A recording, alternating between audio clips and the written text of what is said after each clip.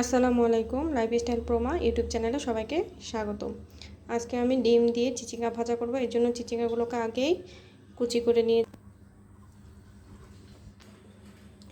এবার দেব কুচিয়ে রাখা মরিচ, পেঁয়াজ কুচি,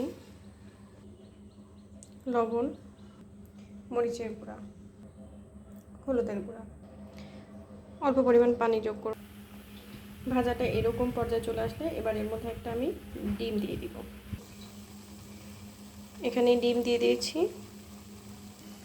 কেউ চাইলে ভাজাটাকে তুলে নিয়ে আবার এক্সট্রাভাবে ডিম দিয়ে সেটাকে ভাজা করে দিতে পারেন। আমি শর্টকাটের জন্য এর মধ্যে ডিমটা দিয়ে দিয়েছি। এবার এভাবে ডিমটাকে আমি নেড়ে নেব।